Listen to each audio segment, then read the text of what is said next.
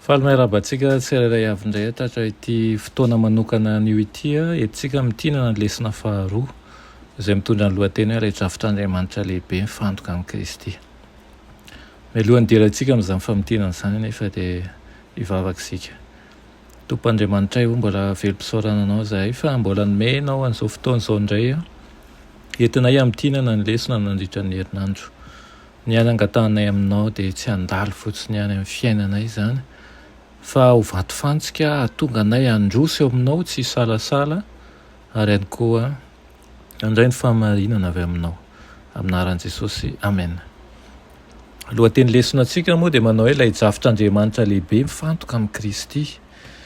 Ny tsy anjery dia eo amin'ny Efesiana 1:7 manao hoe isaorana ny Andriamanitra rain'i Jesosy Kristy tompontsika izay nitahy antsika tao amin'ny Kristy amin'ny fitahiam-panahy rehetra any an-danitra. Amen. Tamin'iny herinandro iny dia nandinika lafin-javatra maromaro amin'ny bokin'ny Efesiana isika. Fantatsika moa fa ao amin'ny Kristy dia nifidy antsika sy nandray antsika Andriamanitra. Ao amin'ny Kristy dia voavela heloka sy navotana ihany koa isika, ary ao amin'ny Kristy nazahoantsika famonjena avy amin'Andriamanitra. Noho i Kristy izany no andaisantsika ny tombo-kasen'Andriamanitra sy ny satatry ny famonjena mandrakizay. Dia tao anatin'izany dia nijery lafin-javatra roa lehibe isika. Dia voalohany dia mahakasika ny fanomezana omen'Andriamanitra antsika ao amin'ny Kristy sy ny havalitsika n'izany famonjena izany, izany fanomezana izany.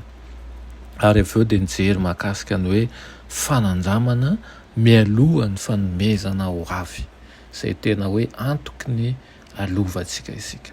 Raha mahakasika ny hoe fanomezana omen'Andriamanitra antsika ao amin'ny Kristy dia namakafaky isika ilay hoe ny ao amin'ny tenin'Andriamanitra, ny ao amin'ny Efesiana ilay manao hoe ekena ao amin'ny malala. Nomen'Andriamanitra fitahiana ara-panahy isika ary any amin'ny-danitra ao amin'ny Kristy ozy izy no itoeran'izany, manondro ny toerana izay ipetrahan'i Kristy eo ankavanan'Andriamanitra izany, sy ny tontolo ara-panahy izay etsehan'ny anjely izany. Ho an'Andriamanitra izany dia efa mipetraka eo anilany sy Jesosy any an-danitra isika. Ary vavolombelona ho an'izany ny anjely ary tsy maintsy mitafy fiadiana amin'ny fanafihan'ny anjely lava izay ao anatin'izany tontolo ara-panahy izany.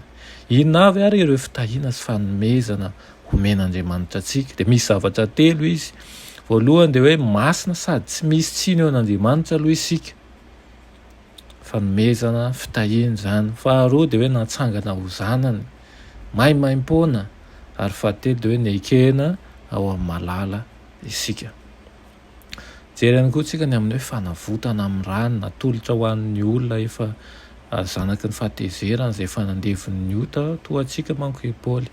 Saingy efa navotana sy afaka tamin'ny fanandevotan'ny ota izy, ary mandray famelan-keloka amin'ny sandany lafo koa isika dia ndran'i Jesosy. Tsy zavatra tsy misy vidiny akory izany ka hoe ampiasain'ny tompon'ny mpanao jadona akory, fa olona afaka sy manana ny hajana, zanaka lahy sy zanaka vavin'Andriamanitra izany isika, ary manana ny hajany manokana satria voavidy lafo tokoa. Raha mahakasika an'ilay hoe anangona ny zavatra rehetra ho iray ao amin'ny Kristy indray dia Andriamanitra dia nampahafantatra ny zava-miafiny ny amin'ny sitrapony araka ny fikasany, ananganana fitaotanan-draharaha ao amin'ny Kristy rehefa tapitra amin'ny fotoana voatondro. Anangonany ny zavatra rehetra ho iray ihany koa, na ny any an-danitra izany na ny ety tany dia eo aminy. Azavain'i Paoly amin'ny Tsipiriana izany drafitra izany ao amin'ny toy ny taratasiny manko, ary hitantsika fa hoe izy hoe ny firaisana amin'ny Kristy dia miorina amin'ny fahafatesany, ny fitsanganany tamin'ny maty dia ny fiakarany ary ny fanandratana azy. Dia hitantsika ihany koa fa ny drafitra ozy izy dia manomboka amin'ny fampiraisana ny olombelona izany ao amin'ny fiangonana anankiray, na jiosy io, na jentelisy io, na aviaizy io, na karazan'olona manao ahoana io, na manao ahoana lokon'ny hoditra io dia natsoina ho anankiray amin'ny fiangonana isika. Ary tsy maintsy miray saina mandrakariva ny fiangonana, mifady an'ireo fitondran-tena manimba an'izany firaisana izany. Ny zavatra rehetra mampisarasaraka izany dia natao ho fadiana, ary tafika iray mandray anjara mikery mba hisian'ny fiadanana amin'ny anaran'i Kristy ny fiangonana. inona ary ny avalintsika n'izany fanomezana izany raha izany izy dia ho fiderana ny voninahitra ozy izy mba hatanjaka anatanjahana ny finoantsika sy ny maha-kristianina antsika dia mampatsiahantsika Paoly fa nomen'Andriamanitra fitahina isika nataony zanalahy nataony zanakavavin'Andriamanitra ary manana drafitra manokana izay ho tanterahany amin'ny alalantsika izy. Tokony ho fantatsika noho izany fa nametraka ny fitokiny amintsika Andriamanitra ary tokony hamala izany isika mba ho fahafahana fiainana entina nomezana fiderana ny voninahitra. Koatran'izany dia ao aminy ihany koa no nandaisantsika ny lova ary zavatra tsara lehibe tokoa izany hoe mandray lova amin'Andriamanitra zany. Ny olona mpandova ihany manko no mandray lova ary ny zanaka ihany koa no afaka handova. Raha mahakasika an'ilay hoe fanandramana mialohan'ny fanomezana ho avy, inona moa zany ny antoka ilay lovantsika?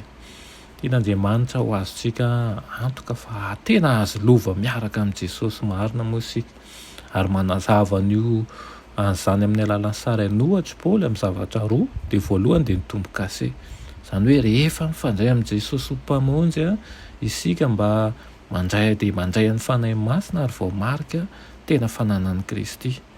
Ny antoka dia hoe ny fananana ny fanahy masina no antoka fa anisan'ny vahoaka an'Andriamanitra sy ahazo ny lova nampanantenana isika.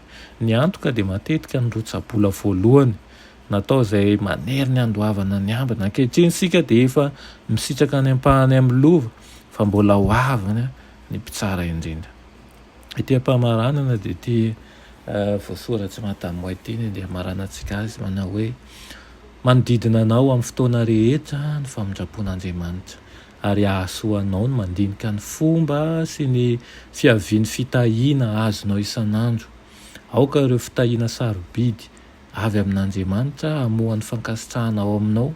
Tsy afaka anisan'ireo fitahian'Andriamanitra ianao ny hatsara-panafeny fitiavana tsy tapaka izay asehony aminao satria maro taony ranonorana mamelombelona izy ireny. Ny rahon'ny famindram-po no miantona eo amboninao efa vonona nirotsaka ao aminao. Raha makasitraka ny fanomezana sarobidy ny famonjena ianao dia atsiaro ny famelombelomana isan'andro, ny fiarovana sy ny fitiavan'i Jesosy ho voatarika ho amin'ny lalan'ny fiadanana ianao. Dia mba ao aminao tokoa anie izany ny faniriko indrindra izany dia izay hoe mba ho voatarika amin'ny lalan'ny fiadanana tokoa isika tsirairay avy ka tsy hisy ho very fa hifampiarahaba tonga soa ao amin'ny fanjakan'ny lanitra. Amen. Raha ny masina tsara indrindra misaotra anao indray ny amin'izany lesona ny anaranay nandritra ny herinandro izany. Misaotra anao koa Tompo izay mamposaka ny fahasoavanao mandrakariva aminay ny rinay dia mampianatra anay hatrany ianao mba fahanay manao marina mandrakariva ao amin'ny fahasoavanao. Amin'ny anaran'i Jesosy, amen.